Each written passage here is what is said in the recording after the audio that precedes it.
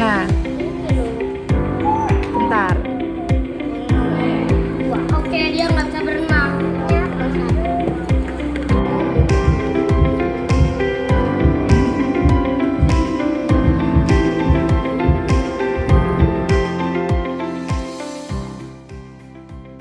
Oke, baik. Assalamualaikum warahmatullahi wabarakatuh. Perkenalkan, nama saya Miko Zinuri. Nama saya Andika Yoga Irawan. Nah, kami di sini mau mewawancarai seputar tentang jasa dan profesi mengenai guru les. Kebetulan saya punya teman yang dia guru lesnya ini bisa ngajar dari anak TK sampai anak SMA. Nah, kita ambil topik wawancaranya ini mengenai guru les dalam bidang SMA. Kalau dengan sebelumnya, boleh tahu nama ibu siapa? Nama Ibu Susanti, biasa dipanggil Bu Santi. Baik, Bu Susanti. Gimana kabarnya, Bu? Alhamdulillah sehat. Oke. Kami izin ya, Bu ya, buat mewawancara Ibu sebentar. Iya, oke Mas. Jadi, Bu, bisa ceritakan sedikit tentang latar belakang pendidikan Ibu dan apa yang membuat Ibu tertarik untuk menjadi guru les? Ya, baik. Ibu lulusan FK Fisika Universitas Mula Warman. Kebetulan setelah Ibu menikah itu, Ibu kan punya anak yang jaraknya itu tidak terlalu jauh, sehingga suami tidak mengizinkan Ibu untuk keluar rumah mencari pekerjaan lain gitu. Jadi disuruh mencari pekerjaan yang bisa sambil ngomong anak. Jadi daripada ilmu Ibu terbuang percuma, jadi Ibu gunakan untuk ngeles supaya ilmunya tidak hilang gitu. Oke, baik, Bu. Kalau misalnya nih menurut Ibu, tantangan terbesar yang dihadapi siswa saat ini tuh dalam memahami mata pelajaran itu apa, Bu? Anak-anak sekarang itu karena kurang minat bacanya. Apa-apa mereka itu selalu mengandalkan AI. Nah, jadi mereka itu kurang paham, mereka itu langsung mengambil jawaban benarnya, jawaban akhirnya saja tanpa memahami. Jadi kalau di sini saya ngeles itu anak-anak saya suruh baca dulu. Dengan baca berulang-ulang nanti mereka akan paham dengan sendirinya gitu. Baru Ibu akan menerangkan bagaimana langkah-langkahnya. Gitu ya, Bu ya.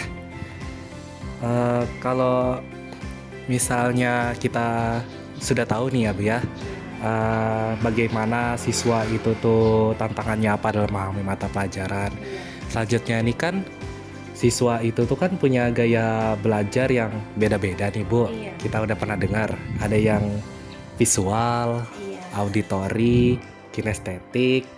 Nah, Ibu apakah punya cara untuk menyesuaikan materi agar bisa masuk ke semua tipe siswa yang kayak gitu?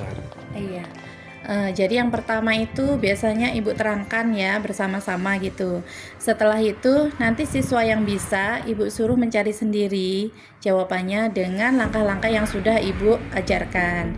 Sedangkan yang lain yang belum bisa itu Ibu tuntun. Ibu ulang-ulang, Ibu tuntun karena kan ya setiap anak kan beda-beda ya kemampuannya. Nah, selalu Ibu tuntun gitu sampai mereka itu bisa gitu. Begitu ya, Bu ya. Sekarang kita lanjut ini lagi, Bu, dalam teknologi dalam belajar. Kalau misalnya di era digital sekarang itu kan orang-orang kan kita sudah lihat ada yang pakai teknologi beginilah, Bu, dalam mengajar begini. Nah, Ibu punya cara kah untuk memanfaatkan teknologi atau media sosial itu juga buat mendukung proses belajar mengajar agar tidak membosankan bagi para murid? Kalau untuk teknologi sih belum seberapa ya Mas ya. Biasanya kalau untuk mencari sebuah bahasan dari berita, jadi kan kita butuhkan internet tuh, kita cari berita dari internet, baru kita manfaatkan internet. Kalau untuk mengatasi kebosanan anak-anak itu biasanya setelah belajar itu ya ibu ikuti anak-anak tuh, kadang ikut tiktokan, kadang anak-anak tuh buat velocity, kadang anak-anak ya juga foto-foto bareng gitu. Nggak apa-apa untuk buang kejenuhan gitu, tapi itu di akhir dari pembelajaran biasanya begitu. Atau kadang-kadang juga ini biasanya ibu tuh kayak sebulan sekali gitu, biasanya ibu tuh bagi-bagi makanan, mungkin masnya udah ya. Nah biasanya ibu begitu, jadi anak-anak itu tidak boring dalam belajar gitu. Pokoknya dilakuin apa aja ya biar Iya, tetap biar senang mereka ya. semangat untuk belajar gitu. Oh, oke. Dik, kamu ada pertanyaan juga kah? Oh, aku ada pertanyaan nih Bu, buat Ibu. Nah, siswa SMA ini kan biasanya sibuk dengan organisasi atau tugas sekolah atau juga bisa yang ekskulnya itu kan Bu biasanya. Nah, apa saran Ibu bagi kami agar bisa menyeimbangkan antara belajar, tambahan les atau kegiatan lain sama kegiatan lain gitu? Nah, Oh ya. Jadi gini ya Mas ya, harusnya kalau ekskul ya ekskulnya itu diselesaikan cukup sampai di sekolah saja, jangan sampai dibawa ke rumah gitu. Misalnya ekskul setelah pulang sekolah ya, setelah pulang sekolah itu ya selesaikan ekskulnya sampai di situ. Kemudian malamnya ya digunakan untuk les dan belajar gitu. Jangan nanti tugas dari ekskul diselesaikan juga di tempat les gitu. Biasanya kan ada yang membawa seperti itu gitu kan. Ya harus pintar-pintar bagi waktu, kan kalian udah remaja menginjak ke dewasa gitu ya, harus manage waktunya yang benar gitu. Nah, lalu menurut pengalaman Ibu mengajar banyak siswa, apa kebiasaan kecil yang biasanya membedakan antara siswa yang sukses meraih nilai bagus dan yang kesulitan? Oke. Biasanya anak-anak yang memang hanya mengandalkan AI itu biasanya nilainya kurang, karena pada saat ujian itu kan mereka tidak bisa ya kan cari di Google kan, itulah mereka akan kelabakan. Tapi mereka di sini yang nurut sama ibu suruh sering baca, berulang-ulang baca, nanti akan ada pemahaman sedikit pasti dari baca itu, terus yang tidak paham selalu ditanyakan sama ibu. Jadi anak yang aktif itulah nanti mereka yang akan nilainya lebih bagus. Mungkin Mas Andika udah tahu kan dulu, makanya ibu selalu bilang baca ya Mas, baca dulu, setelah kamu bisa mendapat pemahaman sedikit baru nanti kamu tanya sama ibu. Dengan kita rajin membaca, nanti itu akan nyantol itu. Apa yang kita bacain nanti akan ingat, pasti gitu. Kemudian untuk penjelasannya, baru nanti ibu bisa menjelaskan gitu. Nah, jadi menurut Ibu itu AI berguna bagi guru les atau tidak? Membantu atau tidak?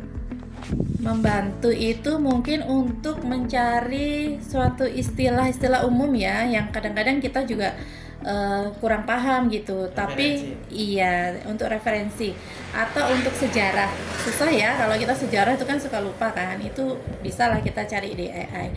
Tapi kalau untuk MIPA itu saya rasa sih kurang ya, karena lebih baik kita itu berpatokan pada buku, karena rumusnya itu kalau MIPA kan pasti, jadi kita tidak terlalu membutuhkan AI gitu. Oke.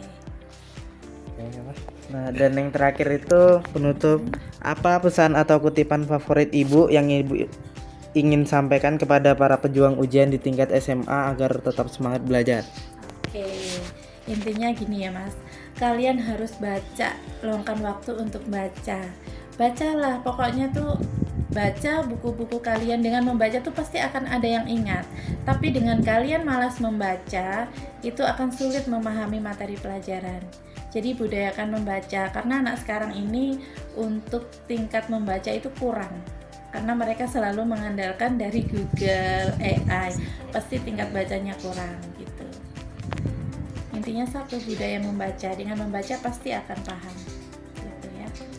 Banyak latihan soal, nah itu terutama kan sudah banyak kan soal-soal untuk ujian, TKA itu kan. Nah dengan kalian sering-sering berlatih, insya Allah itu akan paham, karena soalnya juga tidak jauh-jauh dari itu kan biasanya. Iya, benar. Hanya modelnya aja yang beda gitu, model pertanyaannya aja, tapi ya mirip-mirip sama itu biasanya gitu.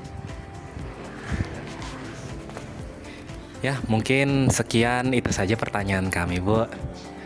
Terima kasih banyak juga ya, Bu ya, sudah meluangkan waktunya juga. agar kami bisa mewawancarai Ibu. Kami doakan semoga Ibu jasa guru lesnya bisa sukses selalu, Bu. Sehat selalu juga ya, Bu ya. Iya, Bu. Mudah-mudahan kalian juga sukses ya, Iya, karena Bu. perjalanannya Amin. masih panjang. Tercapai cita-citanya. Ya, baik, Bu. Oke, Bu, sekian itu saja. Terima kasih, Bu ya. Oke, sekian dari itu kawan-kawan.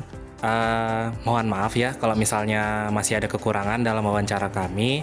Kami akhiri. Wassalamualaikum warahmatullahi wabarakatuh.